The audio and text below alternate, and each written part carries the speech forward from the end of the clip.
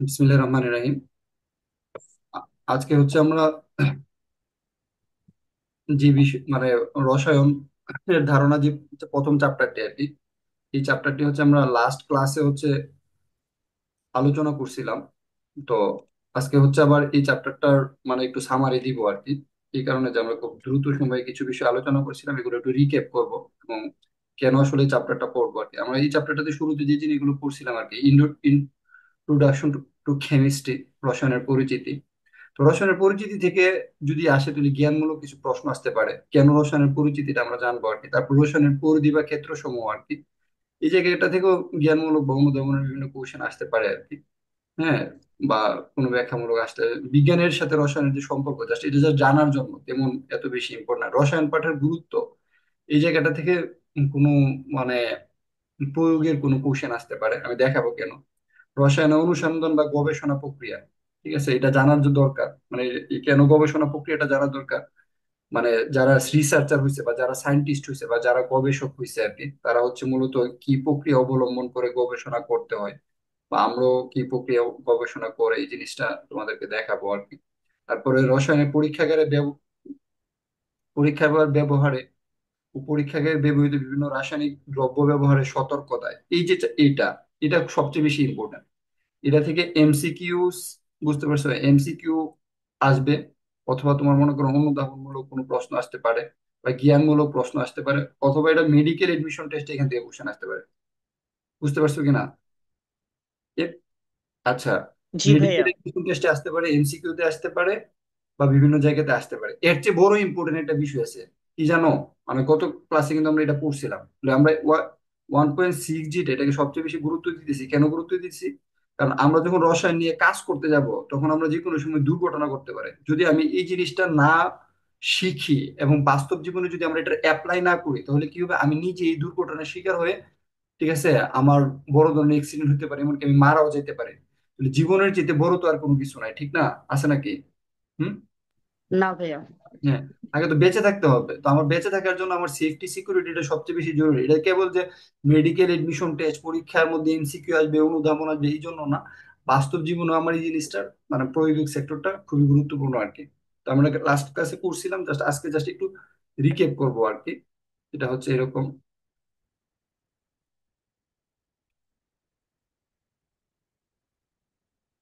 ওকে,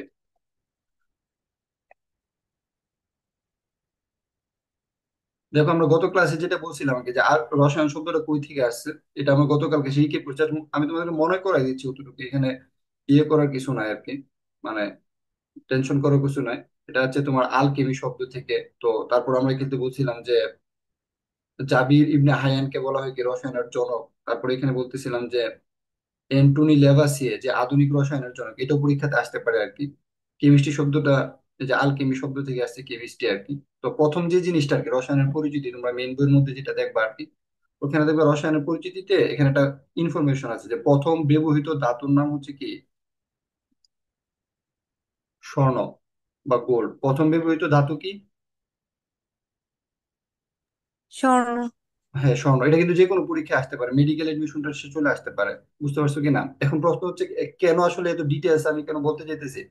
এই বছর medical admission টেস্টে একটা কোশ্চেন আসছিল যে 100 টাকার মুদ্রার মধ্যে কোন মসজিদের ছবি আছে। কোশ্চেনটা কি আসছিল? সরি, একশো একশো টাকার টাকার মুদ্রায় কোন একশো টাকা, মসজিদের হ্যাঁ, একশো ছবি টাকার নোটের আছে? মধ্যে, না না, 100 টাকার নোটের মধ্যে কোন মসজিদের ছবি আছে? ইয়ানা ওই যে আপনার ইয়াতে গুলিস্তানে যে মসজিদটা নাম ভুলে গেছে তো, জাতীয় মসজিদ। হ্যাঁ, এটাই তো ভুলে গেছে। না না, আহ ওই যে তুমি বলতেছো 100 টাকার ইয়ার মধ্যে এই যে বাইতুল মুকাররমের ছবি হ্যাঁ, ছিল। বাইতুল মোকাররমের। হ্যাঁ, তো সাপোজ আগে একটা, হ্যাঁ বলো, কি কি বলছো, বুঝি নাই। কি যেন? আরে, হ্যাঁ, তো এরকম কোশ্চেন আসছিল আর কি। তো যে কোনো কোশ্চেন আসতে পারে, আসতে পারে প্রথম ব্যবহৃত ধাতু কোনটা, এরকম। এই জন্য সবগুলো একটু দেখা লাগবে আর কি। তারপরে এই রসায়নের পরিচিতির মধ্যে একটা ইনফরমেশন ছিল, এই সবাই মিউট করে রাখো, বুঝছো, আমি বললে আনমিউট করো, ঠিক আছে? তো রসায়নের পরিচিতির মধ্যে যে ইনফরমেশনটা ছিল, এর মধ্যে ছিল সংকর ধাতু। সংকর ধাতু নিয়ে কোনো কিছু আসবে না, কিন্তু কনসেপ্টটা জানা জরুরি আর কি।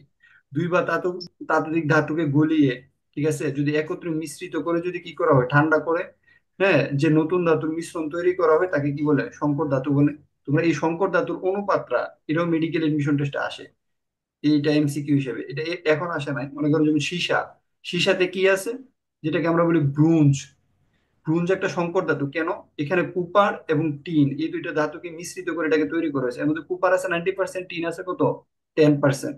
এই পার্সেন্টেজটা অনেক বেশি ইম্পর্টেন্ট। পিতল, পিতলের নাম তোমরা শুনছো, পিতলের মধ্যে কুপার আছে 65%, জিঙ্ক আছে কত, 35%। এগুলো কি ধাতু, সংকর ধাতু, দুটো মিলায় মানুষের অতীতে দুইটা ধাতু ব্যবহার করছে, একটা সোনা আর একটা হচ্ছে ব্রোঞ্জ। সংকর ধাতুটা বললাম। ব্রোঞ্জ কোথায় ব্যবহার হইতেছে, ভালো ভালো মানের অস্ত্র, পশু শিকার, ঠিক আছে, ভালো মানের অস্ত্র তৈরি করা হয়েছে ব্রোঞ্জ দ্বারা আর কি। এটা দিয়ে পশু শিকার করছে, ফসল ফলানো এবং জ্বালানি কাজে ব্যবহার করছে।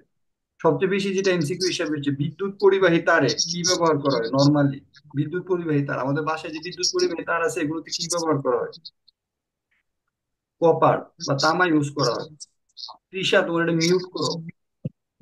সিফা আক্তার, মিউট করে রাখো। যদি কোশ্চেন করা লাগে বইলো আর কি, কোনো সমস্যা নেই, বাট আদারওয়াইজ ইয়ে করার দরকার নাই, মানে আনমিউট থাকার দরকার নাই, বুঝছো?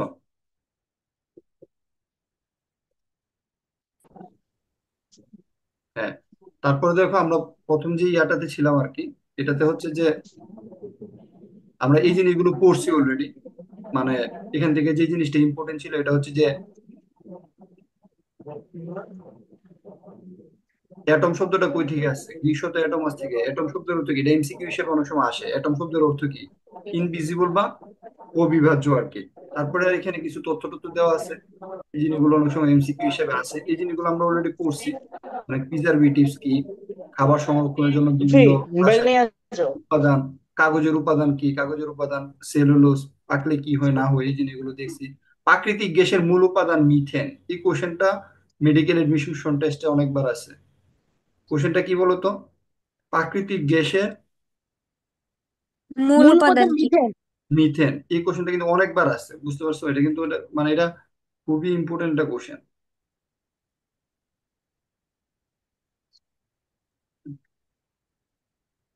এই যে প্রাকৃতিক গ্যাসের মূল উপাদান CH4 হচ্ছে মিথেন আর কি।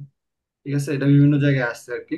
সো যেমন যে এখানে দেখাইছে, এটি আর আমরা বিস্তারিত দেখবো আর কি, এটি কেমনে কি হইতেছে না হইতেছে এই ব্যাপারে আরো বিস্তারিত আমরা দেখবো। টেনশন কোনো কারণ নাই। আমি গত ক্লাসে দেখেছি একটু রিকেপ দিতেছি, যাতে হচ্ছে একটু ডিটেলস পড়াইলে আসলে পড়াটা কোন টাইপের হইতো, বুঝতে পারছো? মানে ডিটেলস পড়াইলে পড়াটা আসলে কি ধরনের হইতো আর কি। হ্যাঁ, এবং গত ক্লাসে, ওকে, এবং গত ক্লাসে আমরা পড়া পড়ছিলাম যে তোমরা আনসার গুলো লিখছো, তো আমি এটা আবার কেন রিকেপ দিতেছি, এটা বুঝার জন্য আর কি।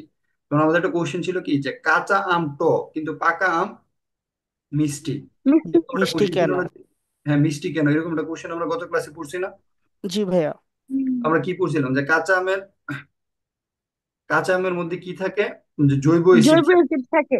হ্যাঁ, জৈব অ্যাসিড থাকে। এর মধ্যে কি কি আছে অ্যাসিড গুলোর মধ্যে, একটা হচ্ছে আমাদের এই যে succinic succinic acid, acid, malic. Acid. তো আমরা এমনিতেই জানি, নর্মালি জানি, খেয়াল করো, আমি কিন্তু কথার মধ্যে অনেক কিছু বলি, ঠিক আছে, কেন, এটা যাতে তোমাদের জীবনে কাজে লাগে। তো এই দেখো, যে কাঁচা আমের মধ্যে যে জৈব অ্যাসিড থাকে, সাকসিনিক অ্যাসিড থাকে, এই এই অ্যাসিড গুলো আসলে কি স্বাদ দেয় খেয়াল করো। দেখো আমি নিচেরটাতে দেখাইতেছি যে কাঁচা ফল টক, কারণ এতে থাকে অ্যাসিড, যেমন সাকসিনিক অ্যাসিড, মেলিক অ্যাসিড বা বিভিন্ন কিছু বলতেছে আর কি তারা, ঠিক আছে, মেলিক অ্যাসিড থাকে, যা ফলকে টক স্বাদ দেয়। কি স্বাদ দেয়? টক স্বাদ। তাহলে দেখো এখান থেকে কিন্তু অনেক ইনফরমেশন দেয়, এসিড কি স্বাদযুক্ত, টক স্বাদযুক্ত অনেকটা। টক স্বাদ যুক্ত। বা এই জন্য টক স্বাদটাকেই বলে, এসিডের স্বাদ থেকে টক বা অম্ল স্বাদযুক্ত বা টক স্বাদযুক্ত বলে এটাকে, ঠিক আছে, এই জন্য টক স্বাদ দেয়। ঠিক আছে, কিন্তু ফল যখন পাকে, নিচে এই জিনিসটা খেয়াল করো, মানে মেইন কনসেপ্টটা হচ্ছে এটা, ফল যখন পাকে তখন ইথিলিন নামে একটা হরমোন আছে, যে হরমোনটা কি করে, সক্রিয় হয়। তখন কাঁচা ফলের মধ্যে থাকে স্টার্চ বা শর্করা, এই স্টার্চটা ভেঙে কি হয়, গ্লুকোজ, গ্লুকোজ বানানটা এখানে ঠিক মতো আসে নাই। আর এটা হচ্ছে ফ্রুকটোজ এবং সুক্রোজে পরিণত হয়। গ্লুকোজ হচ্ছে এরকম আর কি, এই যে এখানে যে গ্লুকোজ বানানটা এটা আর কি, আর ফ্রুকটোজ বানানটা হচ্ছে এরকম আর কি, বুঝতে পারছো? যে এমনিতে কাঁচা ফলের মধ্যে থাকে তোমার হচ্ছে মানে স্টার্চ, আমি একটু দেখাই, স্টার্চ, তো খাতার মধ্যে নোট করো এটা। স্টার্চ, এটা কোথায় থাকে? কাঁচা ফলের মধ্যে থাকে, বুঝতে পারছো? তো স্টার্চটা ভাঙা কি হয়? স্টার্চটা ভাঙা যেটা হয়, একটা হচ্ছে গ্লুকোজ,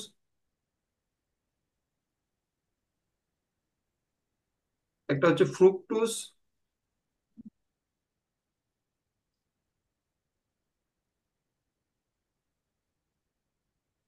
আর একটা জিনিস হয়, এটা হচ্ছে সুক্রোজ। বুঝতে পারছো?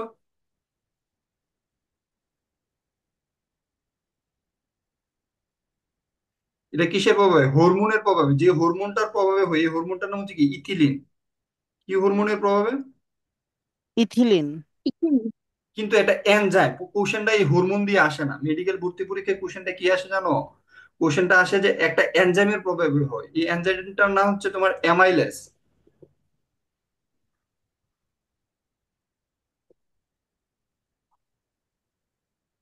দাঁড়াও, দেখেলে, হ্যাঁ, অ্যামাইলেস। যে এনজাইমের প্রভাবে, একটু ওয়েট করো,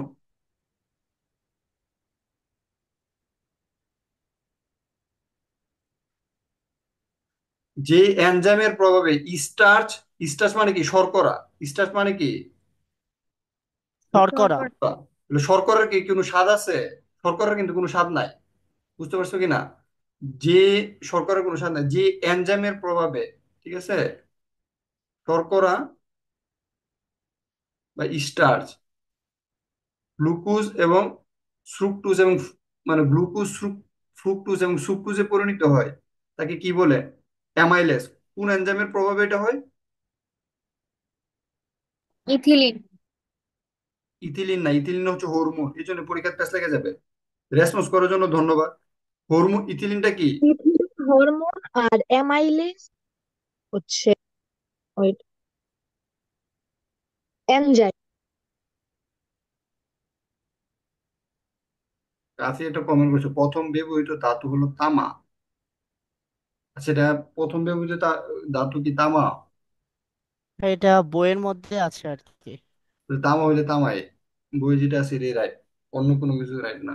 হ্যালো, জি। বইয়ে যেটা আছে এটাই রাইট। ওকে, আচ্ছা ঠিক আছে। Thank you. মানে আগের বই হয়তো বা অন্য কিছু ছিল, এটা মনে হয় আমি যে বই থেকে নিচ্ছি ওই সময়টার মধ্যে এটা ছিল আর কি, এই জন্য ইনফরমেশনটা এটা আসছে আর কি। মানে তোমাদের বইয়ে যেটা আছে এটাই রাইট। যদি তামা থাকে তামা, সোনা থাকে সোনা, ওইটাই রাইট। ওকে। তো যে জিনিসটা বলতেছিলাম যে এই যে মানে স্টার্চটা, ঠিক আছে, স্টার্চ বা শর্করাটা ভেঙে গ্লুকোজ ফ্রুক্টোজে পরিণত হয়, এটা যেই হরমোনের প্রভাবে হয় এটার নাম হচ্ছে ইথিলিন। আর যেই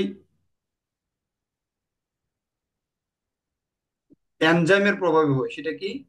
এনজাইম। এনজাইম, এনজাইম এবং হরমোনের মধ্যে একটা পার্থক্য আছে। এনজাইমের প্রভাবে হয় এটার নাম কি? অ্যামাইলেজ। অ্যামাইলেজ। বুঝতে পারছো কিনা? এটা আর কি। তাহলে দেখো যে যখন গ্লুকোজ ফ্রুক্টোজে পরিণত হয়, এগুলো স্বাদ কি? এই গ্লুকোজ, ফ্রুক্টোজ এবং সুক্রোজ, এই তিনটা স্বাদে কি মিষ্টি স্বাদযুক্ত। এগুলো কি স্বাদযুক্ত? মিষ্টি স্বাদযুক্ত। মিষ্টি স্বাদযুক্ত। পাশাপাশি শর্করার সময় এসিডের পরিমাণ কমে যায়, ঠিক আছে? শর্করা মানে পাশাপাশি, সরি সরি, পাকার সময় এসিডের পরিমাণ কমে যায় আর কি। তুমি যখন দেখবা যে পাইকা যেতেছে আর কি, তখন হচ্ছে এসিডের পরিমাণটা কমে যাচ্ছে।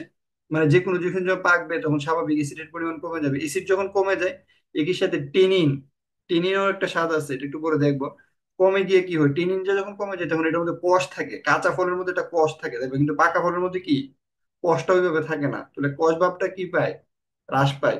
এসব পরিবর্তনের ফলে কাঁচা ফল টক হলেও পাকলে কি হয়? মিষ্টি হয়। বুঝতে পারছো? এখন দেখো উত্তরটা কিভাবে লিখবা। কাঁচা আমে বিভিন্ন ধরনের জৈব অ্যাসিড থাকে। তারপর দেখছো মানে প্রথম লাইনটা হচ্ছে এটা, তারপর লিখবা যেমন এক হচ্ছে সাকসিনিক অ্যাসিড, ভিতরে কি দিছে এটা সংকেত দিছো। দুই নাম্বার হচ্ছে কি? মেলিক অ্যাসিড, তারপরে কি করছো, ভিতরে কি দিছো এটা সংকেত দিছো। হ্যাঁ, প্রভৃতি থাকে। ফলে কাঁচা আম টক, এই অ্যাসিড গুলো থাকার কারণে কি কাঁচা আম টক। কিন্তু ফল যখন পাকে তখন এগুলো কি হয়, গ্লুকোজ এবং ফ্রুক্টোজে পরিণত হয়, ভিতরে এটা সংকেত দিছো এই জন্য যা মিষ্টি স্বাদ যুক্ত। তারপর লাগবে কি? যা মিষ্টি স্বাদ যুক্ত, যুক্ত, এই জন্য ফল পাকলে মিষ্টি। মানে লেখাটা লিখার সময় এভাবে মানে 2 মার্কের কোশ্চেনটা লিখতেছো, যখন তুমি যখন এভাবে লেখা যেমনটাকে নিচে লিখবা। আচ্ছা, এটা কি আমাদের বই লেখা ছিল ফার্স্ট চ্যাপ্টারে? হ্যাঁ, বইয়ের মধ্যে আছে এটা, মানে আমি একটু দেখাইতেছি যেটা আর একটু ডিটেলস লিখলে কিভাবে লেখা যায় বা কিভাবে সুন্দর করে লেখা ও যায়। আচ্ছা আচ্ছা। এই যে বইয়ের মধ্যে আছে হচ্ছে এই অংশটা বইয়ের মধ্যে আছে।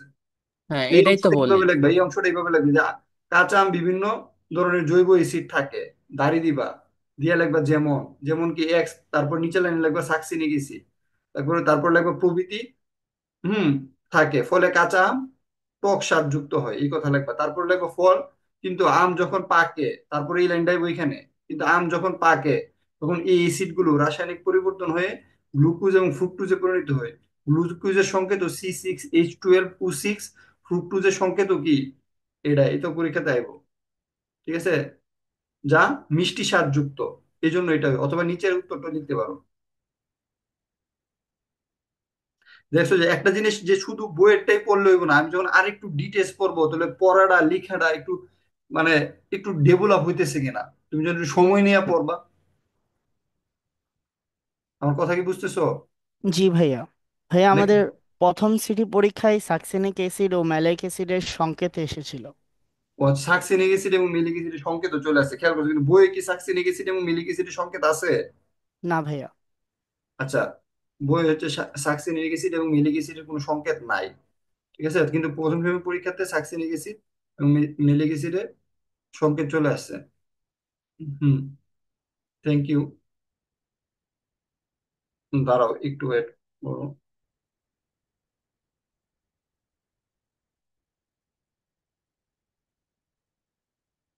রেকর্ডিংটা একটু স্টপ দে।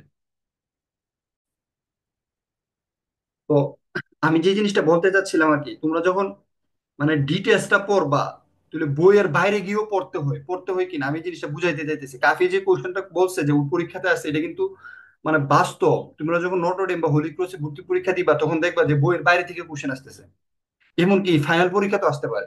যে আমি যে জাস্ট এই সিলেবাসটা পড়ে গেছি এতটুকুর মধ্যে দিয়ে কোশ্চেন হবে এমন না, একটু কোশ্চেনটা মাঝে মাঝে কোশ্চেন কঠিন হয়ে যায়, রসায়ন ফিজিক্সের মতো না, বুঝতে পারতেছো? ফিজিক্স তো সিকিউ বানায় দেয়, এই রসায়ন কোশ্চেন কি করে ফেলে একটু মানে একটু ঘুরাই ফিরাই দেয়, যখন ঘুরাই ফিরে দেয় তখন কিন্তু প্যাচ লাগে যায়, স্টুডেন্টের জন্য ডিফিকাল্ট হয়ে যায় সিনারি গুলা, ঠিক আছে। তারপরে আসো আমরা পরেরটাতে যাই। একটু ওয়েট করেন ভাই, আমি একটু এসএসটা নিয়ে নিই। কি নিবা? আচ্ছা, হ্যাঁ নাও। এসএস। হুম, হ্যাঁ, নিয়েছি। ওকে, থ্যাংক ইউ।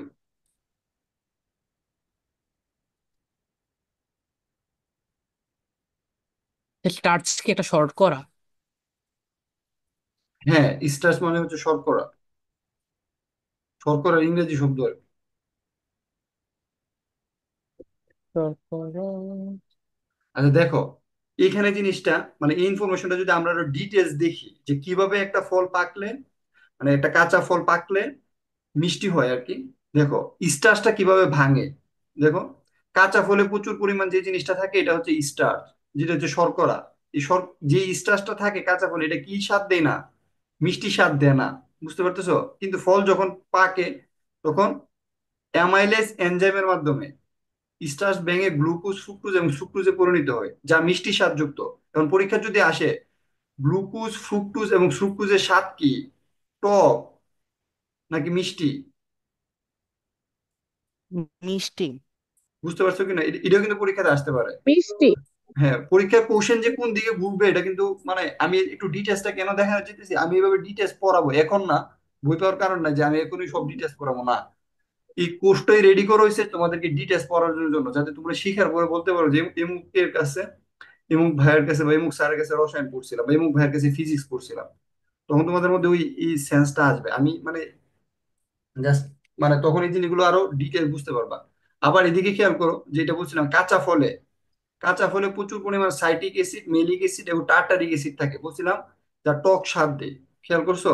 পাকলে অ্যাসিডের পরিমাণ হ্রাস পায়, ফলে টক ভাব কমে। আবার ইথিলিন হরমোনের কথা বলছিলাম, যা ফলের ভেতরে রাসায়নিক পরিবর্তন ঘটিয়ে মিষ্টতা বাড়ায়।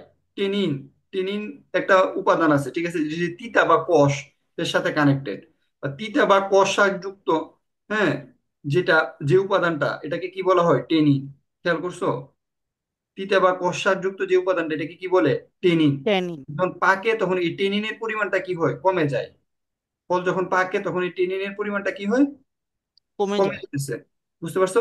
এই টেনিনের পরিমাণ কমে গেলে কি হয়, ফলের স্বাদ বাড়ে, মসৃণ হয় এবং ফলটা কি হয়, মিষ্টি হয়। আরো মিষ্টি হয়। বুঝতে পারছো? তারপরে দেখো একবার সর্বশেষ যেটা লেখছে, এবার লাস্টের ইস্যুটাতে গিয়ে দেখো যে এন এনথুসায়ানিন ও কেরোটিন ওয়েট উৎপন্ন হয়। এটা কিভাবে হয়, যে ফল যখন পাকে আর কি তখন এনথোসায়ানিন ও কেরোটিন ওয়েট নামক কি হয়, যে তোমার নতুন রঞ্জক পদার্থ আসে। হ্যাঁ, যা রং রংকে পরিবর্তন করে, সাথে স্বাদ এবং গন্ধ, যে সুবাসের কথা বলি আর কি আমরা, এই জিনিসটাকে চেঞ্জ করে আর কি। তো মানে একটা জিনিস যখন ডিটেলস পড়তাম, আমরা তো ডিটেলস পড়ি নাই, কিন্তু আমরা প্রথম ক্লাসটাতে হচ্ছে ভাষা ভাষা পড়ছি, আমি যা দেখাইতে যেতেছি আর কি, যে ডিটেলস পড়লে আসলে আমরা কিভাবে পড়ার চেষ্টা করতাম ততটুকুই, মানে এর বাইরে আর কিছু না। মানে ক্লিয়ার হয় না কেন? ওয়েট।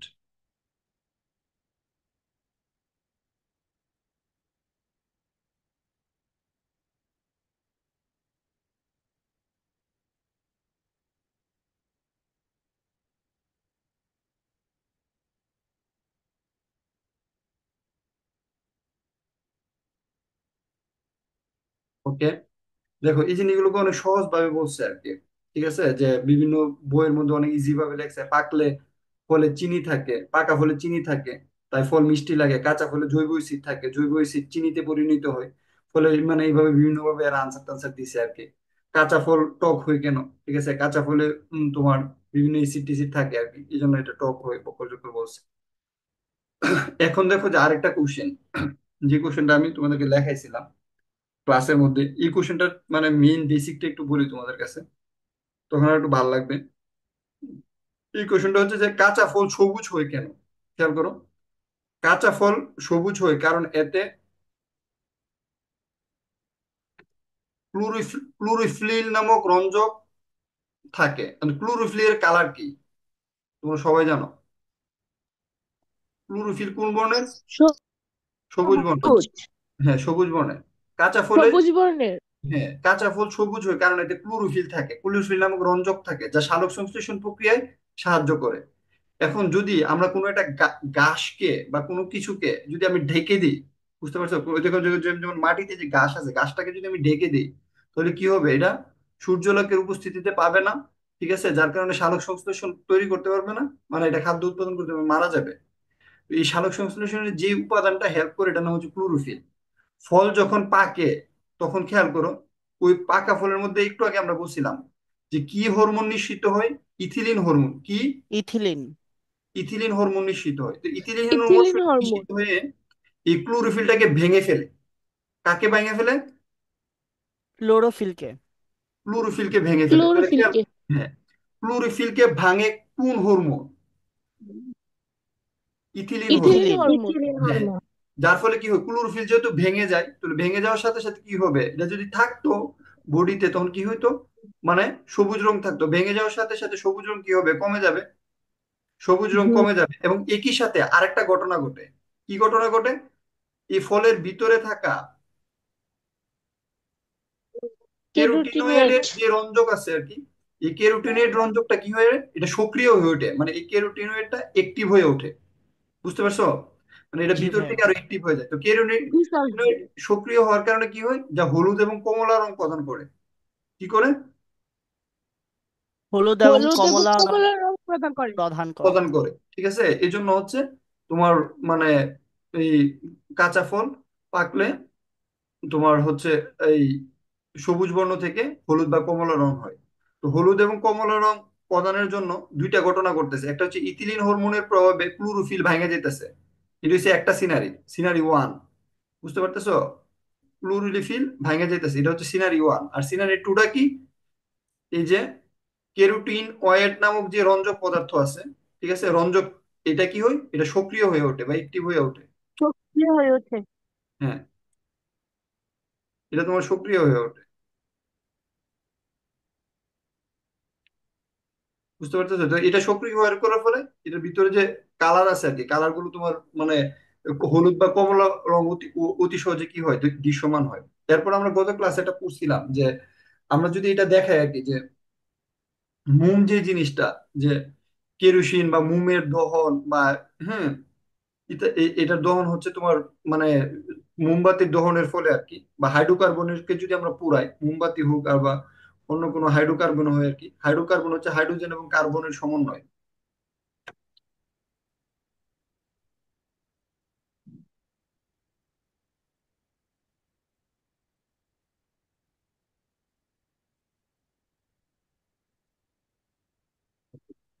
হাইড্রোকার্বন হচ্ছে হাইড্রোজেন এবং,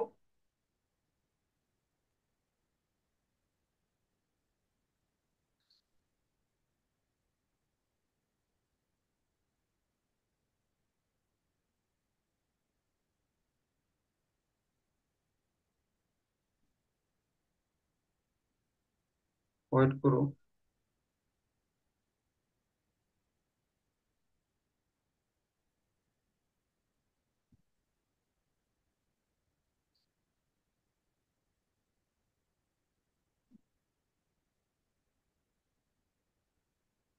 হুম, ঠিক আছে, আমরা যেখানে ছিলাম এই জিনিসটাতে বলতেছিলাম, যদি এই কোশ্চেনটা আসে আর কি, যে হাইড্রোকার্বনকে পুরাইলে কি ঘটে, মানে এই কোশ্চেন গুলোর সাথে যে কাজগুলো করতে হবে আর কি, এই কাজগুলো হচ্ছে একটু দেখাই। যে এই কোশ্চেন গুলোর সাথে যে কাজগুলো করতে হবে এগুলো হচ্ছে,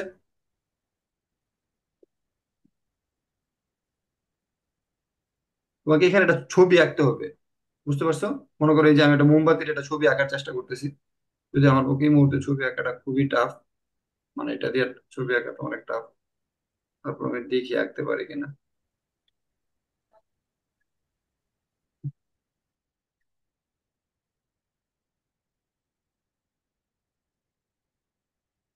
মনে করো এরকম একটা মোমবাতি আঁকার ছবি আঁকটা হইতেছে না, তারপর একটু দেখতেছি চেষ্টা করি। মনে করো মোমবাতি আঁকার চেষ্টা করতেছি, তো মোমবাতিটা তোমার কিছু পরিমাণ হচ্ছে গলতেছে, এই যে গলে নিচের দিকে আসতেছে। তোমরা ভালো করে এটা মোমবাতি আঁকো, আমার এটা সোজা হচ্ছে না কারণ আমার এখানে তোমার গ্রাফিক্স ট্যাবে যে আঁকতেছি, ট্যাবের পজিশনটা ঠিক নাই আর কি। এটা হচ্ছে মোমবাতির নিচটা আর কি, বুঝতে পারছো? আর এদিক দিয়ে তোমার গইলা মনে করো মোম পড়তেছে আর কি। তো এটা হচ্ছে কঠিন মোম, এই যে জায়গাটা এটা হচ্ছে কঠিন মোম, কঠিন মোম। আর এটা হচ্ছে তোমার গলিত মোম, গলিত মোম। তো এখানে যে সিনটা করতেছে আর কি, সিনটা হচ্ছে তোমার কি বলে, যে এখানে যা হইতেছে আর কি, এই মোমের উপাদানটা কি, মোমের উপাদানটা হচ্ছে মিথেন, বুঝতে পারছো? হাইড্রোকার্বন এক কথায় আর কি। মানে এটা বিক্রিয়া একটা আছে, ধরো এটা হাইড্রোকার্বন, হাইড্রোজেন এবং কার্বন আর কি। তো এটা কি করতেছে, এই যখন আমরা এখানে বাতাসের মধ্যে কি আছে, অক্সিজেন আছে, আচ্ছা, CS4টা কি আপনার বের হচ্ছে? আচ্ছা, CS4টা কি হচ্ছে? মিথেন আর কি। এটা মিথেনটা মানে হাইড্রোকার্বন, হাইড্রোজেন এবং কার্বনের সমন্বয় একটা যৌগ আর কি। বুঝলাম তো এটা। হ্যাঁ, তো এটা কি করতেছে, এটা বাতাসের অক্সিজেনের সাথে বিক্রিয়া করতেছে, মানে এটাই মোমটা মূলত আর কি। CH4 বলতে আমরা মোমটাকে বুঝাইতেছি আর কি, ও বুঝতে পারছো? আচ্ছা আচ্ছা। হ্যাঁ, এটা কি বলতে মোমটাকে বোঝাচ্ছে আর কি। তো এটা কি করতেছে, এটা অক্সিজেনের সাথে বিক্রিয়া করতেছে, বিক্রিয়া করে কি উৎপন্ন করতেছে, বিক্রিয়া করে যে জিনিসটা উৎপন্ন করতেছে সেটা হচ্ছে তোমার পানি, কার্বন ডাই অক্সাইড, তাপ এবং আলো। খেয়াল করো, যে জিনিসটা উৎপন্ন করতেছে সেটা হচ্ছে এই যে পানি, কার্বন ডাই অক্সাইড, তাপ এবং আলো, এই জিনিসগুলো আলো। উৎপন্ন করতেছে আর কি।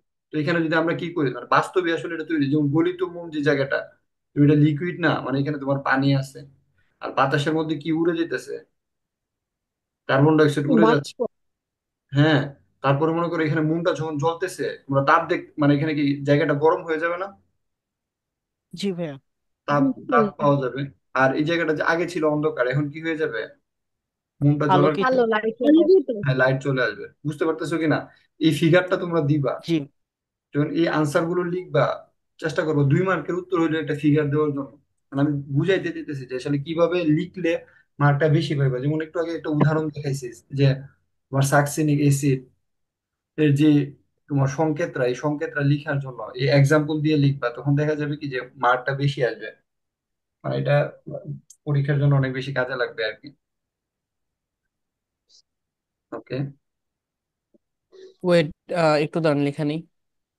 আচ্ছা, ওকে, নো। এটা আমাদের পরীক্ষাতে কি আসবে মাত্র ক্লাস 10-এর, যে আমরা যে এসএস দিব না আগামী তোমাদের বছর? তোমরা যে আমি ওই যেগুলো বললাম না, যে এডমিশন টেস্টে যেগুলো আসবে তোমরা যে ওগুলো পড়বা, বুঝতে পারছো? এবং তোমাদেরই ফিগারটা লাগবে না, মানে বলতে যেতেছি যেটা আগে তোমাদের লাগবে হচ্ছে এডমিশনের যে জিনিসগুলো লাগবে, যেমন এখান থেকে এই জিনিসটা লাগবে, ঠিক আছে? যে হুম। ফলের ভিতরে থাকলে আর কি, ফল যখন পাকে তখন কি হয়, ক্যারোটিনয়েড নামক যে রঞ্জক পদার্থ আছে এটা কি হয়, সক্রিয় হয়ে ওঠে। বুঝতে পারছো কিনা? এই ইনফরমেশনটা তোমাদের জন্য অনেক বেশি ইম্পর্টেন্ট। আর এই জিনিসটা এই টেনের জন্য চ্যাপ্টারটা তো আমাদের নাই, হ্যাঁ, এই এখান জন্য থেকে কি বলতেছি যে প্রশ্ন এটা আসবে? এইভাবে লাগবে না, কিন্তু এই বেসিকটা দিয়ে আমি বুঝাই চাইতেছি যে মানে কিভাবে একটা প্রশ্নকে ডিল করতে হয় বা উত্তরটা কিভাবে লিখলে মার্কটা বেশি পাওয়া যায়। আর এই চ্যাপ্টারটা পড়ানো হইতেছে মূলত ভবিষ্যতের জন্য। তোমরা যদি হোলি ক্রসে পরীক্ষা দাও বা নটরডেম কলেজে পরীক্ষা দাও, পুজোর সময় কাজে লাগবে, তখন ওই এটা দেখবো না যে এটা শুধু কোন চ্যাপ্টার, এরা সব চ্যাপ্টার থেকে কোশ্চেন, মানে চ্যাপ্টার বাইরে গিয়ে কোশ্চেন করো, পরীক্ষার হলে বসলে বুঝতে পারবো আর কি কোশ্চেন কোন দিকে যাইতেছে। ওকে।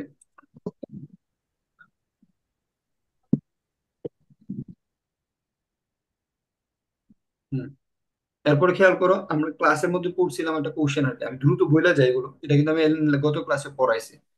তো যদি তোমরা এইখান থেকে উত্তরটা লেখো আর কি, যে পাকস্থলীতে কি হয়, পাকস্থলীতে হচ্ছে অতিরিক্ত এসিড থাকে, ঠিক আছে? পাকস্থলীতে অতিরিক্ত এসিড মানে, সরি, অতিরিক্ত এসিড হাইড্রোক্লোরিক এসিড যদি জমা হয় তাহলে পেটের মধ্যে কি হয়, এসিডিটি সমস্যা হয়।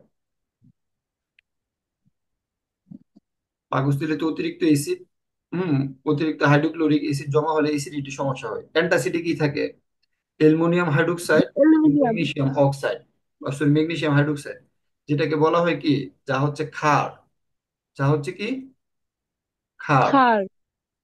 এই দুটি, হ্যাঁ, যা ক্ষার, এই এই হাইড্রোক্সাইড লেখা একটা কমা দিবা।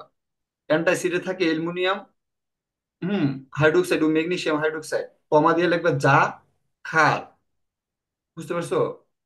জি এ ভাইয়া। দুটি ক্ষার, বুঝতে, হ্যাঁ, তারপর লিখবা এ দুটি ক্ষার বা এ দুটি যৌগ, যেই লেখা না কেন যা ক্ষার এই কথা লেখার পরে লিখবা কি এই দুটি ক্ষার, হ্যাঁ, এসিডের সাথে, হ্যাঁ, পাকস্থলীতে অবস্থিত, মনে করি এইভাবে লেখা যায় কি, এই দুটি ক্ষার পাকস্থলীতে অবস্থিত হাইড্রোক্লোরিক অ্যাসিডকে প্রশমিত করে লবণ ও পানি উৎপন্ন করে।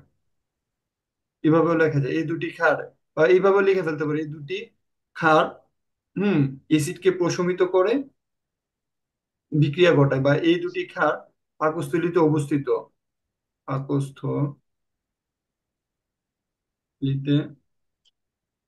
অবস্থিত অবস্থিত এসিএল কে, এসিএল এর সাথে বিকৃত, এসিএল এর সাথে বিক্রিয়া করে, হ্যাঁ, এসিএল এর সাথে প্রশমন বিক্রিয়ায়, সরি এসিএল এর সাথে প্রশমন বিক্রিয়ায়, প্রশমন বিক্রিয়ায় লবণ ও পানি উৎপন্ন করে, লবণ ও পানি উৎপন্ন করে। উৎপন্ন করে।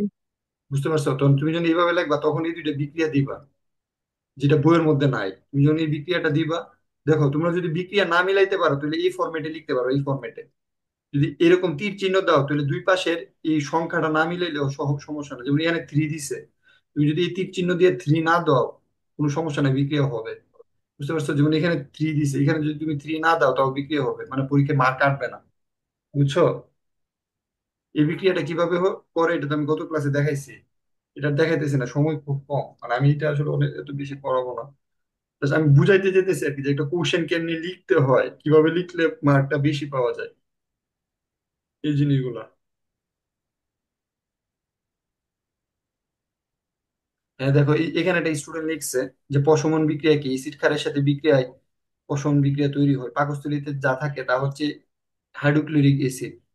এটা একটু, হাইড্রোক্লোরিক অ্যাসিডটা লেখার পরে পরে যখন নোট করবা তখন এটা ব্র্যাকেট দিয়ে দিবা, হাইড্রোক্লোরিক অ্যাসিড ব্র্যাকেট হচ্ছে HCl, জমা হয় যা অ্যাসিডিটি সৃষ্টি করে। অ্যান্টাসিড খেলে কি হয়, তখন আমরা পাকস্থলীতে প্রশমন বিক্রিয়া সংঘটিত হয়। প্রশমন বিক্রিয়াটা কি, অ্যাসিড এবং ক্ষারের বিক্রিয়া লবণ ও পানি উৎপন্ন হয়। এটা তোমরা এইটের বইয়ে পড়ে আসছো, প্রশমন বিক্রিয়া কি, যে অ্যাসিড এবং ক্ষারের বিক্রিয়া লবণ ও পানি। HClটা কি, এটা হচ্ছে অ্যাসিড।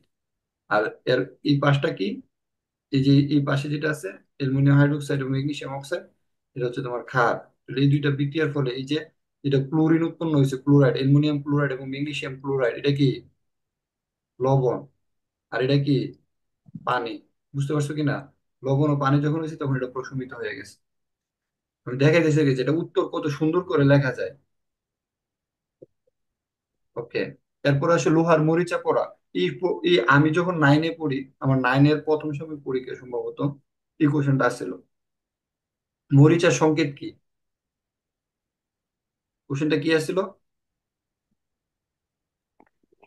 মরিচের মরিচার সংকেত কি? সংকেত কি? মরিচের সংকেত কি? হ্যাঁ, মরিচার সংকেত কি? Fe2O3 NH2O।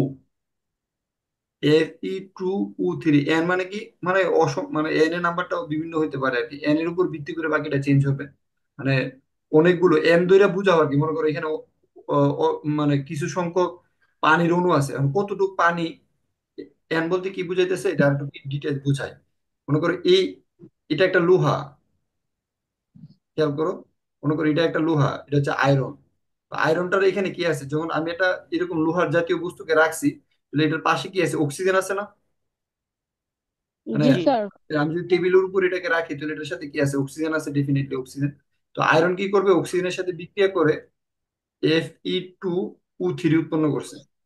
বুঝতে পারছো? মানে আয়রনটা গেছে ওইদিকে, অক্সিজেনটা আছে এদিকে। মনে করো Fe2O3 উৎপন্ন করছে, এটা একটা যৌগ উৎপন্ন করছে। এখন কি অক্সিজেনের সাথে তো বিক্রিয়া করছে, তারপর আর কি লাগবে, মরিচা হওয়ার জন্য কি লাগবে এটা একটা দেখো। যে মরিচা হওয়ার সংজ্ঞাটা পানি। হচ্ছে এটা, একটু ওয়েট করো।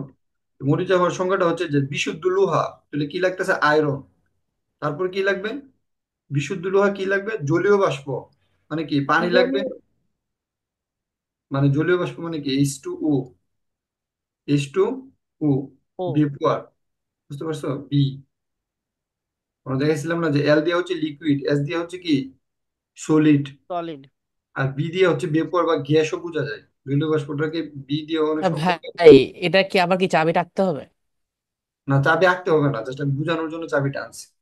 ঠিক আছে, চাবিটা আঁকতে হবে না। Thank you. তো এখন খেয়াল করো যে এখন এই চাবিটার মধ্যে কতটুকু পানির অণু লাগছে, এটা কি আমরা একদম বলে ফেলতে পারবো স্পেসিফিক্যালি? না। মানে 1 ফোঁটা পানি পড়ছে না 10 ফোঁটা পানি পড়ছে? না।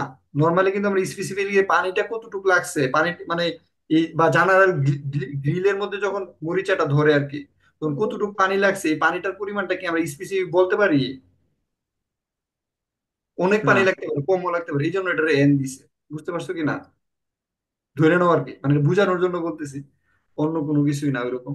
তো লোহাকে দীর্ঘদিন বাতাসে রেখে দিলে কি হয়, এর উপর এক ধরনের আবরণ পড়ে। এই যে আমরা এটা লোহা এটাকে রেখে দিছি, এটার উপর একটা আবরণ পড়ছে, এই আবরণ পড়ছে। তো হ্যাঁ, এটা কেন হয়েছে, কারণ লোহা বাতাসের অক্সিজেন এবং জলীয় বাষ্পের উপস্থিতিতে এই যে অক্সিজেনের সাথে বিক্রিয়া করে এটা হয়েছে, তারপরে এই যে জলীয় বাষ্পের সাথে বিক্রিয়া করছে, বিক্রিয়া করে হচ্ছে ফাইনাল যৌগ এই মরিচা হয়েছে। তো বিক্রিয়া শুরু কি করছে দেখো, লোহা প্রথমে বাতাসের অক্সিজেন, তারপরে কি এই যে অক্সিজেন এবং জলীয় বাষ্পের সাথে বিক্রিয়া করছে, বিক্রিয়া করে কি হয়েছে এটা কোনো, এই দুইটা বিক্রিয়া মিলাইও দেওয়া যায়, অথবা ডাইরেক্ট এই বিক্রিয়াটাও দিয়ে ফেলা যায়, কোনো সমস্যা নাই। বুঝতে পারছো? বা ভালো হইলে তোমরা এই দুইটা মিলাই দিও, তাহলে বুঝতে পারবো যে তুমি বিক্রিয়াটা বুঝছো, মানে তুমি বুঝাইতে চাইছো লোহা অক্সিজেন এবং জলীয় বাষ্প এই দুইটা জিনিস সাথে সাথে বিক্রিয়া করে প্রথমে এটা উৎপন্ন করছে, এটা থেকে আস্তে আস্তে কি হয়েছে, এটাতে উৎপন্ন হয়েছে। এখন লোহা অনেকদিন রেখে দিছে, যদি এখানে অক্সিজেনের উপস্থিতি না থাকে, একটা জায়গাতে তুমি লোহা রেখে দিছো, এর সাথে কি নাই, অক্সিজেনের উপস্থিতি নাই এবং জলীয় বাষ্পও নাই, বুঝছো? বা শুধু অক্সিজেন আছে, লোহার সাথে শুধু অক্সিজেন লাগছে, কিন্তু জলীয় বাষ্প লাগে নাই, মানে পানি লাগে নাই, তাহলে কি এটা কোনোদিন মরিচা পড়বো? না ভাইয়া। এটা কিন্তু মরিচা পড়তো না, কারণ মরিচার উপাদানে কনভার্ট হইতে হলে এখানে পানিটা কি আবশ্যক। আবশ্যক আর কি। তো জলীয় বাষ্পের কারণে এই মূলত কি হচ্ছে, যে আর্দ্র ফেরিক অক্সাইড উৎপন্ন হইতেছে, যা মরিচা নামে পরিচিত। বুঝছো সংজ্ঞাটা? বুঝতে পারছো যে লোহা দীর্ঘদিন লোহা মুক্ত অবস্থায় রেখে দিলে বাতাসের অক্সিজেন এবং জলীয় বাষ্পের উপস্থিতিতে আর্দ্র ফেরিক অক্সাইড উৎপন্ন হয়, যা মরিচা নামে পরিচিত। ঠিক আছে, মরিচা ঝাঁঝরা জাতীয় পদার্থ হয়, এর ভিতরে আর বাতাসের অক্সিজেন এবং জলীয় বাষ্প ঢুকে ক্রমাগত ক্ষয় সৃষ্টি করে। কিন্তু এখান থেকে একটা কোশ্চেন আসে যে লোহার পরিবর্তন, লোহার যে মরিচে পরিবর্তন হয়, এটা হচ্ছে একটা রাসায়নিক পরিবর্তন। কি পরিবর্তন? রাসায়নিক পরিবর্তন। হ্যাঁ, তো লোহার মরিচে পড়াটা কেন রাসায়নিক পরিবর্তন? এই কারণে যে লোহাকে যদি তুমি চুম্বক দিয়ে অ্যাটাক করো, লোহাটা কি হবে, আকর্ষিত আকর্ষিত হবে। হবে। কিন্তু আকর্ষণ করবে। হ্যাঁ, চুম্বক চুম্বক দিয়ে যদি মানে আকর্ষণ করার চেষ্টা করে, আকর্ষিত হবে, কিন্তু মরিচা কিন্তু আকর্ষিত হবে না। বুঝতে পারছো? লোহার ধর্ম আর মরিচার ধর্ম এক না।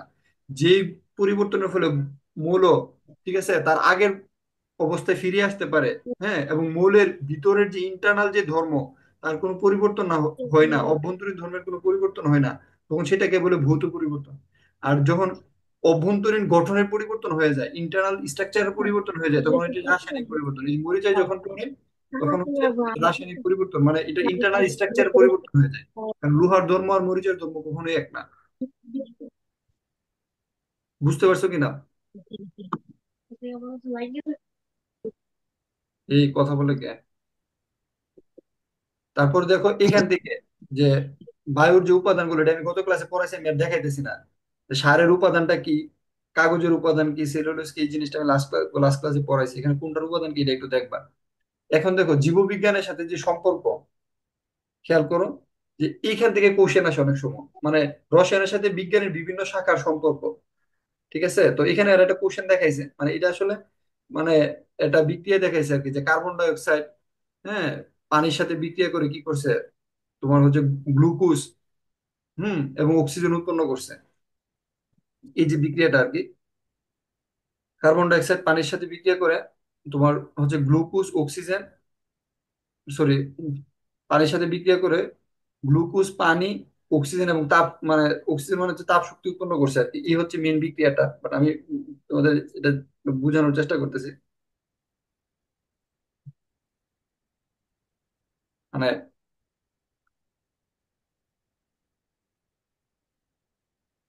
এখানে ফুল বিক্রিয়াটা ঠিক মতো নাই। মানে তোমরা সালোক সংশ্লেষণের তো নাম শুনছো, শুনছো কি না? জি ভাইয়া। জি স্যার। হ্যাঁ। হ্যাঁ, তো সালোক সংশ্লেষণ প্রক্রিয়াতে মূলত কি হয় দেখো, সালোক সংশ্লেষণ প্রক্রিয়াতে নর্মালি হচ্ছে তোমার এই একটা উদ্ভিদ থাকবে, ঠিক আছে, এটা সবুজ উদ্ভিদ থাকবে। এই সবুজ উদ্ভিদের পাশে কি থাকবে, সূর্যের আলো পড়বো, ঠিক আছে। আলো। বাতাসের মধ্যে কি আছে, বাতাসের মধ্যে কার্বন ডাই অক্সাইড আছে। আর গাছ কি করবে, এখান থেকে এই জায়গা থেকে তোমার মনে করো পানি শোষণ করে নিব, পানির উপস্থিতিতে কার্বন ডাই অক্সাইড এবং সূর্যালোকের উপস্থিতিতে উদ্ভিদ বাতাস থেকে কার্বন ডাই অক্সাইড মূল, হ্যাঁ, এবং মূল দিয়ে কি করে পানি শোষণ করে, ঠিক আছে। সালোক সংশ্লেষণ প্রক্রিয়ায় তার সবুজ অংশে গ্লুকোজ তৈরি হয়। এই যে উপরে যে অংশটা আর কি, এই সবুজ অংশে কি হয়, গ্লুকোজ তৈরি হয় সালোক সংশ্লেষণ প্রক্রিয়ায়। বুঝছো? সালোক সংশ্লেষণ মূলত একটা রাসায়নিক প্রক্রিয়া, কারণ গ্লুকোজ থেকে আবার আগের অবস্থানে যে ফিরে যাওয়া এটা সম্ভব না।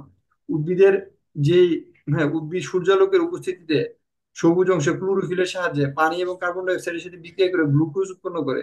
জীবদেহের বিভিন্ন জটিল অণু যেমন প্রোটিন, চর্বি, ক্যালসিয়াম যৌগ, ডিএনএ প্রভৃতি দ্বারা গঠিত বিভিন্ন প্রাণী দেহের ও সকল রাসায়নিক পদার্থের মধ্যে ও তাদের মধ্যে ইত্যাদি ইত্যাদি বিভিন্ন কিছু বলা আছে। তো আমি যে জিনিসটা বলতে চাইতেছি আর কি, যদি এই কোশ্চেনটা আসে আর কি, যে কোশ্চেনটা কি আসতে পারে, আগে বিক্রিয়াটা একটু দেখো, যে কার্বন ডাই অক্সাইড পানির সাথে বিক্রিয়া করছে, বিক্রিয়া করে গ্লুকোজ এবং অক্সিজেন উৎপন্ন করছে। ঠিক আছে, এটা এখানে দেখাইতেছে আর কি, যে সূর্যের আলোকের উপস্থিতিতে কার্বন ডাই অক্সাইড, ওয়াটার। তোমরা একটা গাছের ছবি আঁকবা, গাছের ছবি আঁকা খুবই সহজ, মানে এত কঠিন করে আঁকতে হবে না। তোমরা এটাও কি মোমবাতির মতো একে আবার ইয়ে করতে হবে নাকি, ওই যে দেখাতে হবে?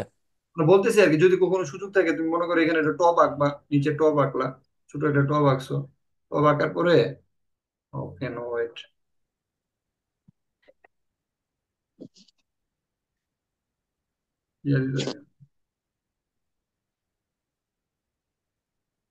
মনে করো টপ আঁকছো, টপটার মধ্যে কি করে একটা গাছ আঁকবা, গাছ আঁকা কিন্তু অনেক সিম্পল। এই যে ওটা ইয়ে আঁকছো, আঁকে সেটা মনে করো এইভাবে দিছো, তারপরে এইভাবে দিছো, তারপরে এরকম দিছো, এরকম দিছো, দেখে মনে হচ্ছে এটা দিয়ে আবার গাছ আঁকবো কেমন। এই যে গাছ আঁকা হয়েছে। বুঝতে পারছো কিনা? ঠিক আছে, এইভাবে গাছ আঁকে ফেলা যায়। মানে ওটা বুঝেছে আর কি। তো মেনলি হচ্ছে কি, যে এই যে উদ্ভিদ কি করছে, যে কার্বন ডাই অক্সাইড, এখান থেকে কার্বন ডাই অক্সাইড নিচ্ছে বাতাস থেকে, তারপরে মনে করো এই নিচ থেকে সে পানি নিচ্ছে, তো এই যে এদিক থেকে তোমার পানি নিচ্ছে, ওয়াটার, তো কার্বন ডাই অক্সাইড এবং ওয়াটার যেটা মিলাই কি করছে, গ্লুকোজ এবং অক্সিজেন উৎপন্ন করছে। আর এই অক্সিজেনটা কি করে, মানুষ কিন্তু এই অক্সিজেনটা গ্রহণ করে, উদ্ভিদ যে অক্সিজেনটা ছাড়তেছে, এবং এই অক্সিজেন দ্বারা উদ্ভিদ তার নিজের দেহ শক্তি উৎপন্ন করে, এই যে গ্লুকোজ এবং অক্সিজেন উৎপন্ন করছে। এটা দিয়ে একটা কোশ্চেন আছে, কোশ্চেনটা একটু আলোচনা করি, তাহলে বুঝতে সুবিধা হবে। দেখো এখানে একটা কোশ্চেন দিয়েছে, দেখো কোশ্চেনটা হচ্ছে এটা, যে কার্বন ডাই অক্সাইড,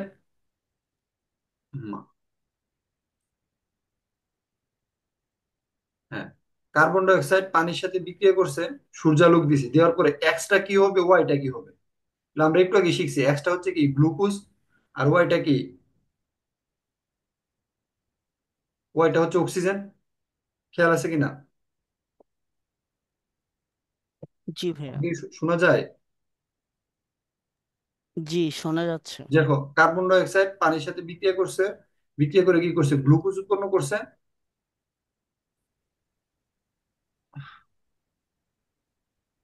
তারপরে কি, মানে এই জায়গাটাতে একটু ভুল আছে। দাঁড়াও,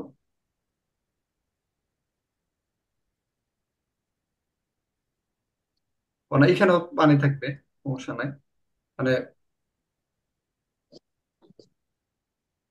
মানে এখানে জানতে চাইছে আর কি এক যৌগটা কি আর কি। ঠিক আছে, এক যৌগটা হচ্ছে গ্লুকোজ। আর এই যে এটা হচ্ছে ওরা এখানে আবার বিক্রিয়াটাকে মিলাইছে, এটা হচ্ছে একটা বড় ব্যাপার। বিক্রিয়াটা যদি মিলাইতে যায় তাহলে এটা হবে না, এটা হবে না।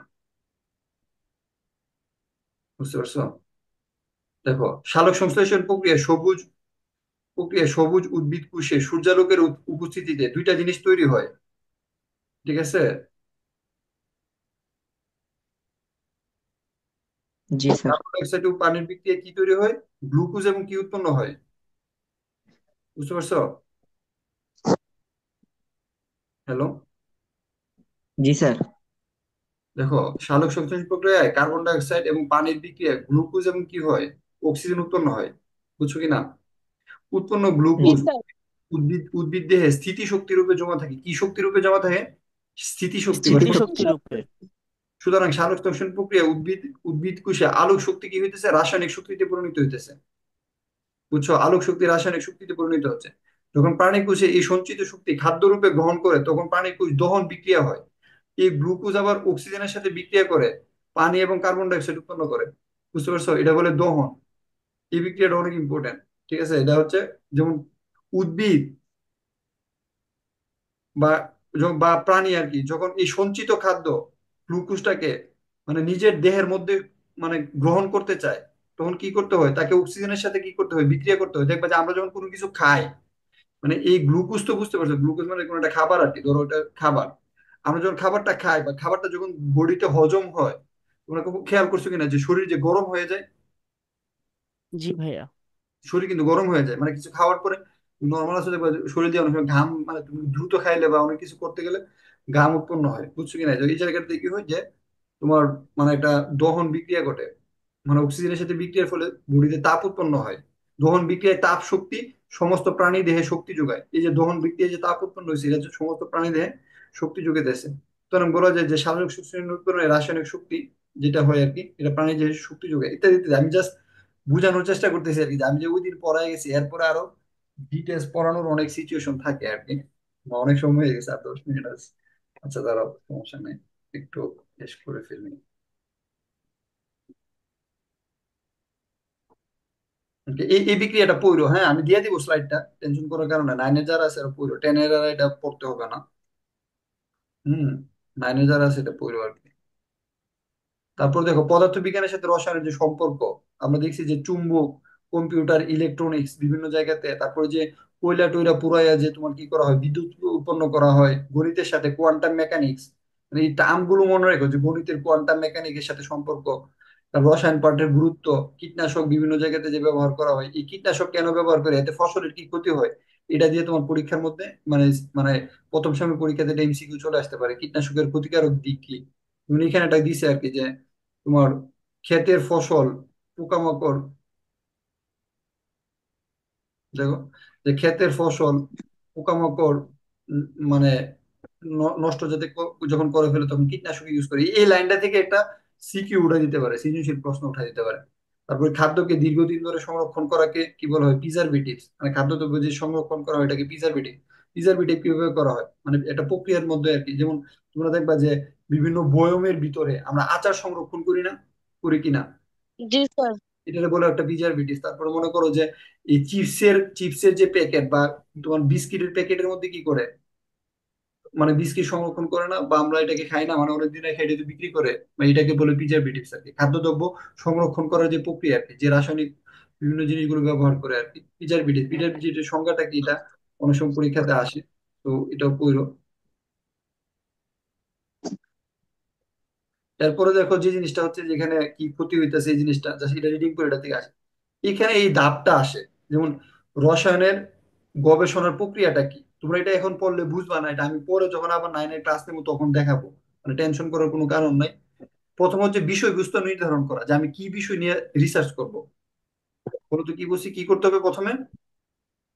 কি কি বিষয় নিয়ে বিষয় রিসার্চ নিয়ে? করবেন? বিষয়বস্তুটা নির্ধারণ করতে হবে। নির্ধারণ করে, যেমন মনে করো আমি রোবোটিক্স নিয়ে কাজ করতে চাই, আমি একটু একটা উদাহরণ দিয়ে বুঝাই। দেখো তুই বুঝতে পারবে একদম, মানে এই জিনিসটা আসলে মানে তোমরা যখন ইন ফিউচার রিসার্চার বা সায়েন্টিস্ট হইবা বা ডাক্তারি পড়লে যখন মানে কোনো মেডিকেলের অধ্যাপক হইবা তখন এটা কাজে লাগবে। বিষয়বস্তু নির্ধারণ করা, মনে করো আমি রোবোটিক্স নিয়ে কাজ করব, তাহলে আমি ধরে নিলাম আমি রোবোটিক্স নিয়ে কাজ করবো, রোবট বানাবো, তাহলে আমি বিষয়বস্তু নির্ধারণ করলাম রোবোটিক্স। তো রোবোটিক্স সম্পর্কিত তারপর আমাকে কি করতে হবে, বইপত্র গবেষণা সম্পর্কে ধারণা নেওয়া।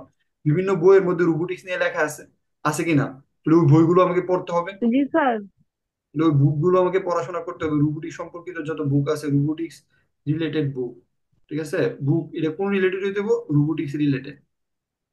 তারপরে কি হইতে হবে, এই বই পড়ে আমি যা শিখছি এখান থেকে প্রয়োজনীয় বস্তু, ঠিক আছে, সংগ্রহ করতে হবে। যেমন একটা রোবট যদি বানাইতে চাই তাহলে আমাকে কি লাগতে পারে, মোটর লাগবে, ঠিক আছে, তারপরে বিভিন্ন তার লাগবে, তারপরে হচ্ছে আরডিনিউ লাগবে। আরডিনিউ শব্দটার সাথে তোমার একটু ইয়া না, মানে বিভিন্ন মানে রাজবেরি পাই, বিভিন্ন ধরনের বিষয় আছে, মোটর লাগবে, তারপরে তোমার মনে করো কি বিভিন্ন লাগবে। ধরনের প্রজেক্ট তৈরি করতে কিন্তু এগুলো লাগে আর কি।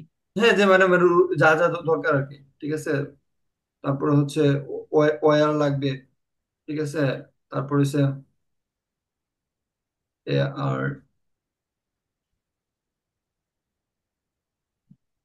আরডিনো শব্দটা বানানটা একটু এদিক সেদিক হইতে পারে।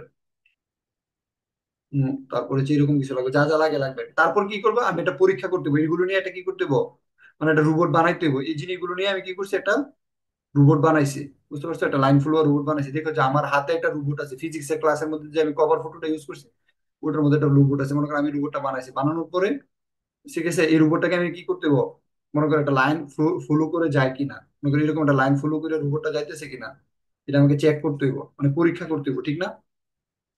ঠিক মতো এই লাইনে যাচ্ছে কিনা এটা আমাকে চেক করে দেখতে হবে। ঠিক আছে, বা রোবটটা ঠিক মতো কাজ করতে গেছে না, এটা পরীক্ষা করতে হবে। পরীক্ষা করার সময় কি করতে হবে, যে ঠিক মতো যাচ্ছে কিনা তথ্য এবং উপাত্ত নীতি করতে হবে, বিশ্লেষণ করতে হবে। যদি ঠিক মতো না যায় তাহলে আমাকে প্রোগ্রাম চেঞ্জ করতে হবে। তথ্য এবং উপায়গুলো তো বিশ্লেষণ করে আমাকে কি করতে হবে, ডিসিশন আসতে হবে, ফলাফল নিয়ে আলোচনা করতে হবে। এই ধাপগুলো, যেমন তৃতীয় ধাপটা কি, তৃতীয় ধাপ কি, প্রয়োজনীয় বস্তু এবং পরীক্ষা প্রণালী নির্ধারণ করে, এটা কততম ধাপ? তৃতীয় ধাপ। তৃতীয় ধাপ। তো এই কোনটা কততম ধাপ, এই জিনিসগুলো মাথায় রাখতে হবে। আশা করি মেইন কনসেপ্টটা বুঝতে পারছো। তো এটা হচ্ছে গবেষণার একটা মেইন ইয়ে আর কি। তো এটাকে আরো ডিটেলস পড়া যায়, এবং এরা এখানে দেখাইছে যে গবেষণা কি কিভাবে আগাইতে হয়, কিভাবে সময়। এই গ্রাফটা পড়লে তোমরা বুঝতে পারো, আমি এটা ডিটেল যাইতেছি না। এখান থেকে আমি ওই দিনও বলছিলাম যে এখান থেকে মেডিকেলে কোশ্চেন আছে, এটা যে হ্যান্ড গ্লাভস, ঠিক আছে, হ্যান্ড গ্লাভস থেকে কোশ্চেন আসে, যে হ্যান্ড গ্লাভস থেকে কোশ্চেন আছে হাতের নিরাপত্তার জন্য, চোখের নিরাপত্তার জন্য আমরা যেটা ইউজ করছিলাম, যেটা সেফটি গ্লাস। আর এপ্রনের কথা তোমরা ওই দিন বুঝছিলাম, যাতে হচ্ছে কোনো ধরনের প্রবলেম না হয়, তো সেই জন্য হচ্ছে এপ্রন ইউজ করা হয়। এখন দেখো এই জিনিসগুলা সবচেয়ে বেশি ইম্পর্টেন্ট, যে আমরা প্রথম যেদিন বলছিলাম যে বিস্ফোরক পদার্থ, আমি বিস্ফোরক পদার্থটা তোমাদেরকে দেখাইতে পারতেছি না, এই জন্য সরি। আমি বলছিলাম আজকের ক্লাসে দেখাবো। তো এই সিম্বলটা দেখার সাথে সাথে আমরা বুঝতে পারি এটা বিস্ফোরক পদার্থ। এটার মধ্যে কি হইতে পারে, যদি আগুন লাগে তাহলে কি হবে, বিস্ফোরিত হইতে পারে। আগুন লাগলে কি হইতে পারে, বিস্ফোরিত বা ব্লাস্ট বিস্ফোরিত হতে পারে। হতে পারে। টিএনটি, জৈব পারক্সাইড, নাইট্রোগ্লিসারিন, এই তিনটা থেকে যে কোনো একটা এমসিকিউ উঠাই দিতে পারে, দিয়ে বলবো যে কোনটা বিস্ফোরক পদার্থ নয়। তিনটা আছে, তাহলে 4 নম্বরে গিয়ে দিয়ে দিল তোমার বেনজিন। কে দিয়ে দিল, বেনজিন। বেনজিন। বেনজিন কি বিস্ফোরক পদার্থ? না, না, বেনজিন হচ্ছে বিষাক্ত পদার্থ। কি ধরনের পদার্থ? বিষাক্ত পদার্থ। এটা কিন্তু আমাকে বুঝতে পারতে হবে যে কোনটা কোন ধরনের পদার্থ। এটা থেকে মেডিকেল বললাম, এটাতে সবচেয়ে বেশি কোশ্চেন আছে। মেডিকেল ছাড়া অন্যান্য পয়েন্ট এটা থেকে কোশ্চেন আসবে। বুঝতে পারছো? তারপর দেখো যে দাহ্য পদার্থ, যেটা আগুন লাগলে পুড়ে যায়। এই যে দেখো এখানে একটা সিম্বল দিছে দাহ্য পদার্থ, মানে একটু দ্রুত আগুন ধরতে পারে। যেমন অ্যালকোহল, অ্যালকোহল দিয়ে কি করে, আমি একটু বলছি রান্নার কাজে ব্যবহার করে, ইথার, এরোসোল, পেট্রোলিয়াম। তার বিষাক্ত পদার্থ যা শরীর এবং লাগলে বা শ্বাস প্রশ্বাসের মধ্যে শরীরে গেলে নানা প্রকার ক্ষতি সৃষ্টি হয়, এদের জন্য সেফটি গ্লাস হচ্ছে এপ্রুন টেপ্রুন ইত্যাদি ব্যবহার করা হয়। ঠিক আছে। তো এই জিনিসগুলো হচ্ছে তোমাদের মানে খুব বেশি ইম্পর্টেন্ট। আমি এটা আবার দেখাইতেছি কেন, এটি একদম মানে এইটি হচ্ছে টিএম। আমি যখন টিএম শব্দটা বলবো এটা মাথায় রাখবো, এটা মানে টানা মুখস্থ, বুঝছো কিনা? জি এটা ভাইয়া। ভুল পারতেও যাবো না। ঝুঁকির যে ইয়াটা আছে। তারপর দেখো উত্তেজক পদার্থ। উত্তেজক পদার্থটা আমরা ওইদিন পড়ছিলাম। উত্তেজক পদার্থ হিসেবে কি আছে? সিমেন্ট, সিমেন্ট আছে, তারপর ডাস্ট আছে, তারপর হচ্ছে লৌহ এসিড, নাইট্রাস অক্সাইড। এখানে দেখো চারটা অপশন দেওয়া আছে, তারপর এখানে দিয়ে দিল যে উত্তেজক পদার্থ হচ্ছে টিএনটি। টিএনটি কি উত্তেজক পদার্থ? না ভাইয়া। বিস্ফোরক পদার্থ। হ্যাঁ, এটা দিয়ে কিন্তু প্রশ্ন মেরে দিব। বুঝতে পারছেন? উত্তেজক পদার্থ কোথায় ক্ষতি করে? চোখ টোক এবং শ্বাসযন্ত্রের ক্ষতি করে। তেজস্ক্রিয় পদার্থ, ঠিক আছে, তেজস্ক্রিয় পদার্থের উদাহরণ কি? ইউরেনিয়াম এবং রেডিয়াম। তেজস্ক্রিয় পদার্থের মানে ডেফিনেশন আসতে পারে, কি কারণটা তেজস্ক্রিয়, এটা মেন বইয়ের মধ্যে আছে, আমি জাস্ট বুঝার জন্য বলতেছি আর কি এই জিনিসগুলো। তারপরে দেখো পরিবেশের জন্য ক্ষতিকর লেড, মার্কারি। এখানে দেখো এই যে লেড, মার্কারি, তারপরে হচ্ছে ক্ষয়কারী পদার্থ।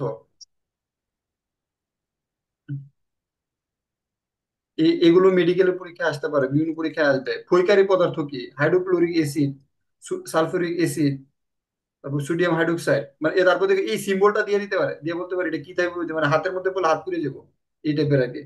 বুঝতে পারছো কিনা? কোথায় লাগলে ক্ষতর সৃষ্টি হবে, তো এখানে দিয়ে আসে এটা বলবে যে এটার উদাহরণটা কি, এই উদাহরণটা পড়া লাগবে। তো স্বাস্থ্য ঝুঁকির জন্য কোনগুলো ব্যবহৃত হয়? Benzene, toluene, xylene. ত্বকে লাগলে এগুলো কি শ্বাস প্রশ্বাস এবং ফলমের ক্ষতি সৃষ্টি করে এবং ক্ষত সৃষ্টি করতে পারে এবং ক্যান্সার হইতে পারে। তো ক্যান্সার হইতে পারে কোনটা দিয়ে? ক্ষয়কারী পদার্থ দিয়ে কি ক্যান্সার হইতে পারে? কোশ্চেন করছে যে ক্ষয়কারী পদার্থ দিয়ে কি ক্যান্সার হইতে পারে কিনা। হ্যালো, আমাকে শোনা যায়? জি ভাইয়া। ক্ষয়কারী পদার্থ দিয়ে ক্যান্সার, হ্যাঁ শোনা যায়। ক্ষয়কারী পদার্থ দিয়ে ক্যান্সার না, ক্যান্সার হইবে কি দিয়া? স্বাস্থ্য ঝুঁকি পদার্থ দিয়ে। স্বাস্থ্য ঝুঁকি যে পদার্থ আছে ওগুলো দিয়ে। এই জন্য কিন্তু বুঝতে হইব যে কোনটা কোন জায়গাতে যাইতেছে। আমি আবার নাইনে যারা আছো এদেরকে আমি হচ্ছে আবার এটা ডিটেলস আবার দেখাবো, এখন না। না আরো আরো কি কি দেখাবো এটা একটু দেখাই দিই দ্রুত, দিলে তোমরা বুঝতে পারবে যে আমি আসলে কিভাবে এই চ্যাপ্টারটা মানে নেক্সটে যখন আমি পড়াবো। বলছি না এটাতে 5টা ক্লাস নিবো, আসলে 5টা ক্লাসে নিবো, বাট এমন না। এটা পরে নিব। কেন নিব না? কারণ হচ্ছে তোমাদের বই শেষ করতে পারে এগুলো, কেন কোনটা দিয়ে কি বুঝাইছে, কোনটার উদাহরণ কি, কোনটা কি আসলে। ও সরি, শেষ। আচ্ছা, শেষ হয়ে গেছে। তারপর আমি স্লাইড শুট অফ করে দিই। হুম, তো স্লাইড শুট অলরেডি অফ করে দেওয়া হয়েছে। আচ্ছা, লেখাটা থাকতে পারতো যদি আমি ইয়া না করতাম, সমস্যা নাই। তারপর আমি তোমাদেরকে যে জিনিসটা দেখাবো, এখানে কিছু বিষয় আছে। যেমন এখানে দেখো এটার মধ্যে কিছু কোশ্চেন আছে। যেমন রসায়ন কাকে বলে, প্রিজারভেটিভস কাকে বলে, মরিচা কি, এটা আমরা পড়ছি। ট্রিফয়েল কি? আন্তর্জাতিক তেজস্ক্রিয় রশ্মি চিহ্নকে ট্রিফয়েল বলে। সর্বপ্রথম 1946 সালে, দেখাই তোমাদেরকে যে সর্বপ্রথম 1946 সালে আমেরিকাতে এটা ব্যবহার করা হয়েছে। অনুসন্ধানের তৃতীয় ধাপটা কি? প্রয়োজনীয় বস্তু এবং পরীক্ষা প্রণালী নির্ধারণ করা। বিস্ফোরক পদার্থ কি? হাইড্রোকার্বন কি? ব্রোঞ্জ কি? ঠিক আছে, এই এই যে এই শীটটা আমি দিয়ে দিছি গ্রুপের মধ্যে, এই শীটটার মধ্যে যে অনুধাবন কোশ্চেন যেগুলো আছে আর কি, এগুলো মুখস্থ করে ফেলবা। নাইনের যারা আছে, টেনের এর দরকার নাই। টেনের এরা ক্লাসটা যে করছো দুটুকু হবে, জাস্ট আমি কি কি বলছি ইম্পর্টেন্টলি মাথায় রেখে। তারপর হচ্ছে, হ্যাঁ, ফল পাকলে হলুদ হয়ে গেলে এগুলো আছে, এগুলো আমি পড়াই ফেলছি। এখানে যা আছে মোটামুটি সব শেষ। এরপরে যেটা করবা নাইনের এবং টেনের দুই জনেরই, যেমন প্রক্রিয়াজাত খাদ্য সংরক্ষণ করার পদ্ধতিকে কি বলে? প্রিজারভেটিভ। প্রিজারভেটিভস। হ্যাঁ, কোনটি অজৈব যৌগ? পানি, আমিষ, পানি। শেষ, এগুলো কি জৈব যৌগ? জৈব যৌগ হইতে মানে দেখো অজৈব আর জৈব যৌগের পার্থক্যটা কি? জৈব যৌগের মধ্যে কি থাকবে? কার্বন। হ্যাঁ, হাইড্রোজেন আর কার্বন থাকবে, ভেরি গুড, কার্বন। ঠিক আছে, কিন্তু পানির মধ্যে তো কার্বন নাই। পানির মধ্যে কি কার্বন আছে? পানি মানে কি H2। ঠিক আছে, দেখো সিলিন্ডারের মধ্যে ক্লোরিন গ্যাস আছে, এবং ক্লোরিনের সংকেত কোনটা? ওই দেখো, বুঝতে পারছো কিনা? এই দেখছো নি কোশ্চেনটা কিভাবে করে? 3 নাম্বার কোশ্চেনটা, এই যে 3 নাম্বার কোশ্চেনটা দেখছো যে সিলিন্ডারের মধ্যে ক্লোরিন গ্যাস আছে। ঠিক আছে, তাহলে সিলিন্ডারের সংকেত কোনটা? বুঝছো? তাহলে এটা জি কিসের ভাইয়া। সংকেত? বুঝতে হবে এটা কিসের সংকেত, এটা বুঝতে হবে এটা কিসের সংকেত, এটা বুঝতে হবে। ঠিক আছে, ক্লোরিন মানে কি ধার্য নাকি? ক্লোরিনের ইয়াটা কি ধার্য না? আমি তো জানি না।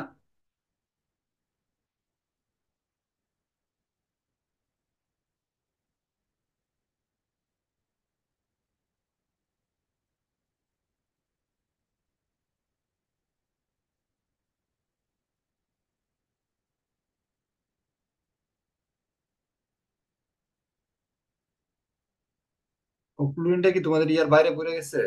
দাহ্য, দাহ্য। এই তো দাহ্য, আমার ঠিক আছে। দেখো আমি দাহ্য এটা কিভাবে বুঝছি বলো তো? হুম, এই সিম্বলটা দেখা বুঝছো? হ্যালো। জি ভাইয়া। হ্যাঁ, মানে আমি যে জিনিসটা বলতে চাইতেছিলাম আর কি, যে তোমাদের এই কনসেপ্ট মানে এখানে বইটা আছে, বইয়ের মধ্যেও থাকতে পারে, আমি একটু দেখি না ধরো, অ্যালকোহল ইথার এসব দ্রুত আগুন আগুন লাগতে পারে, ঠিক আছে, এবং তার থেকে দূরে সরিতে হয়। এখানে কোনোটাতে তো ক্লোরিনের নাম নাই, বুঝতে পারছো? তো এই যে বিষাক্ত পদার্থকে এগুলো বলা আছে, উত্তেজক পদার্থকে এগুলো বলা আছে, ঝুঁকিপূর্ণ কি ধূমধারাকে এগুলো বলা আছে। সো যাই হোক, এরকম আর কি।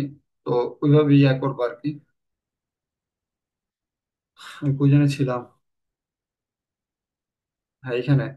তারপর এখানে তোমার এই যে কিছু কোশ্চেন দেওয়া আছে, যে রসায়নের পরিচিতি বিভিন্ন কোশ্চেন, এগুলো সবই আমরা পড়ছি, এখানে এমন কোনো জিনিস নাই যেটা আমরা পড়ি নাই, সব পড়ছি, কিন্তু বাসায় এই কোশ্চেন গুলো তোমাদের প্র্যাকটিস করতে হবে, বুঝছো? এমসিকিউ কোশ্চেন গুলো মানে সবাই দেখবা। এখানে এমন কোনো কিছু নাই যে এখানে এই যে যে শীটটা আছে, এই শীটটাতে এমন কিছু নাই যেটা আমরা পড়ি নাই, সব পড়ছি আমার, ঠিক আছে? এখানে যতগুলো সিকিউ আছে এমসিকিউ আছে সব পড়ছি, মানে এমন কিছু নাই পড়ি না। বাট এটা বাসায় তুমি নিজে নিজে পড়তে হবে। আমি যদি 5টা ক্লাস নিতাম, তখন আমি নিজে ধৈর্য ধৈর্য করাতাম। 5টা ক্লাস নিবো, বাট এখন না। এখন হচ্ছে আমি দ্রুত মানে তোমাদের সিলেবাসটা শেষ করতে হবে আর কি, সিলেবাসটা শেষ করে পরে তারপর ওটা দিক থেকে ক্লাস নিবো আর কি, ঠিক আছে? হ্যালো। জি ভাইয়া। আচ্ছা আচ্ছা, আর কারো কি কোনো কোশ্চেন আছে? নাহলে হচ্ছে আমি অফ করে দেবো। না ভাইয়া, তেমন কোনো প্রশ্ন নেই। না স্যার। আচ্ছা, যদি কারো কোনো কোশ্চেন না থাকে তাহলে আমি অফ করে